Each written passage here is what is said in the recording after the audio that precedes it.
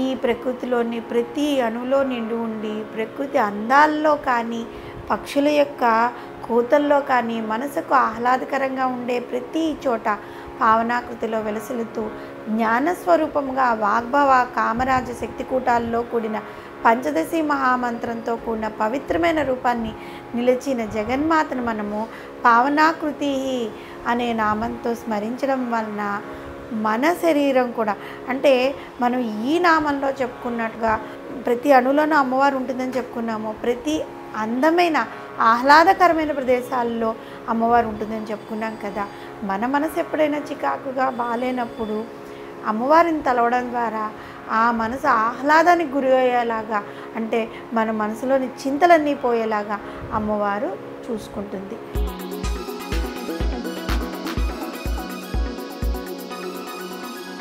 శ్రీమాత్రే నమః.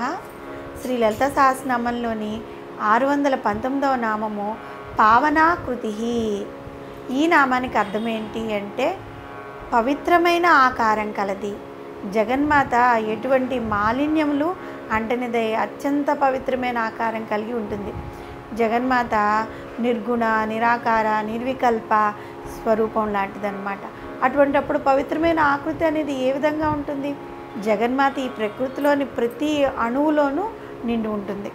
జగన్మాత ఉన్న ప్రకృతిలో కనులకు విందు కలిగిస్తూ అనేక సమస్యలున్న వాటినన్నిటినీ ప్రక్కకు తొలగించి మనసుకు ఎంతో ఆహ్లాదాన్ని కలిగించే ప్రదేశాలు మనకి చాలా ఉన్నాయి కదా.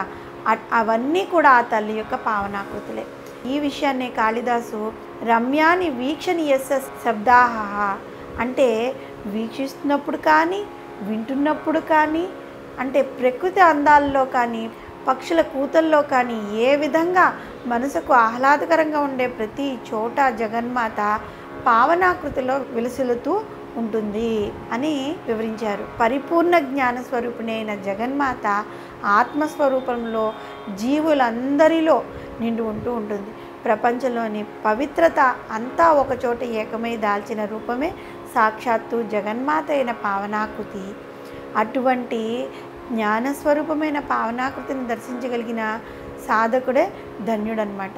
ఈ విషయాన్నే గీతాచార్యుడైన శ్రీకృష్ణ పరమాత్మ భగవద్గీతలోని 4వ అధ్యాయమైన జ్ఞాన కర్మ సన్యాస యోగంలోని 38వ శ్లోకంలో ఏమని వివరించారు అంటే సమస్త విశ్వంలో జ్ఞానంతో సమానమైనది కానీ జ్ఞానమును మించి పవిత్రమైనది మరొకటి లేదు. శుద్ధ అంతఃకరణము కలిగిన సాధకుడు బహుకాలం వరకు అంటే చాలా కాలం వరకు కర్మయోగాచరణమును ఆచరించి ఆత్మలో అదే జ్ఞానమును తనంతట తాను పొందవలసి ఉంటుంది. ఈ జ్ఞానమును పొందగలిగినప్పుడే జగన్మాత లలితా త్రిపుర సుందరి యొక్క పావనాకృతి యొక్క తత్వం బోధింపబడుతూ ఉంటుంది. అంటే ఎక్కడో పరిగెత్తి ఆ జ్ఞానాన్ని సంపాదించక్కర్లేదు. మనము మన సాధన ద్వారా యోగాచరణాలు అంటే ధ్యానము మన కర్మను మనం ఆచరిస్తూ ధ్యానం చేసుకుంటూ భగవంతుని వెతకాలి.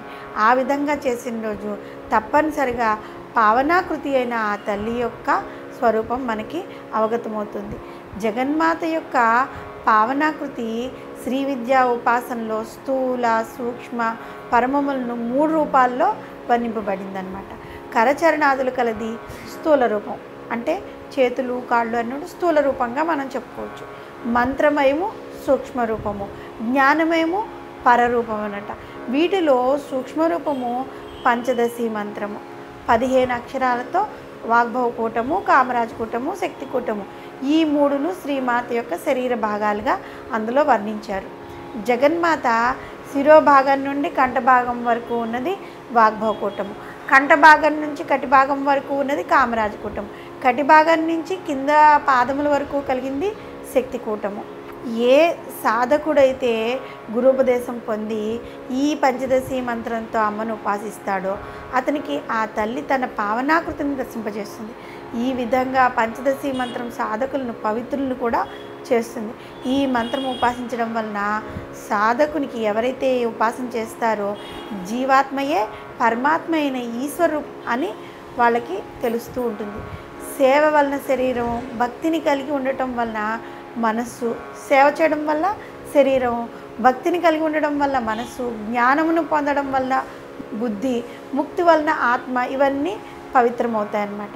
ఈ విషయాన్ని శ్రీకృష్ణ పరమాత్మ భగవద్గీతలో 2వ అధ్యాయమైన సాంఖ్యయోగంలో 47వ శ్లోకంలో ఏ విధంగా వివరించారు అంటే, కర్తవ్యాన్ని ఆచరించటి యందే నీకు అధికారం ఉంటుంది, కానీ వాని ఫలితముల యందు మాత్రం నీకు అధికారం ఉండదు.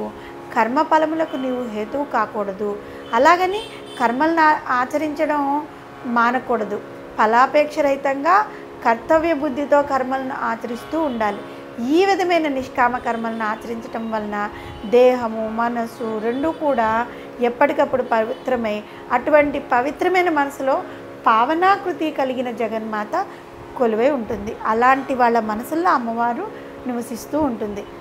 జగన్మాత కేవలం తన దర్శన మాత్రం చేత భక్తులను అతి పవిత్రులుగా చేస్తూ ఉంటుంది. అంటే ఆమె యొక్క దర్శన భాగ్యమే చాలన్నమాట, భక్తులు పవిత్రమైపోతూ ఉంటారు.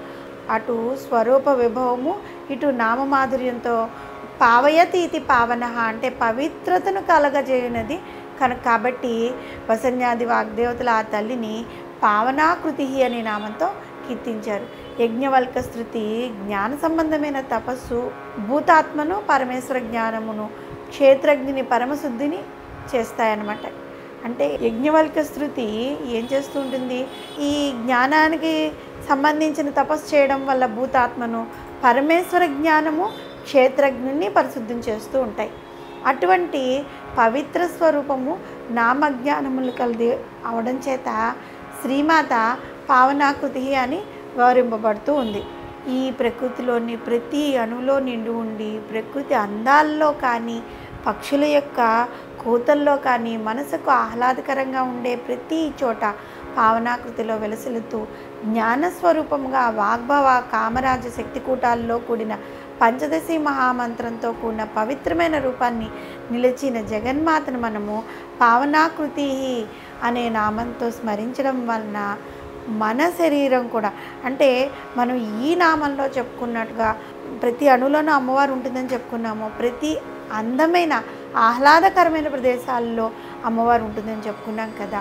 మన మనసు ఎప్పుడైనా చికాకుగా బాలేనప్పుడు అమ్మవారిని తలవడం ద్వారా ఆ మనసు ఆహ్లాదానికి గురి అయ్యేలాగా, అంటే మన మనసులోని చింతలన్నీ పోయేలాగా అమ్మవారు చూసుకుంటుంది. శ్రీమాత్రే నమః.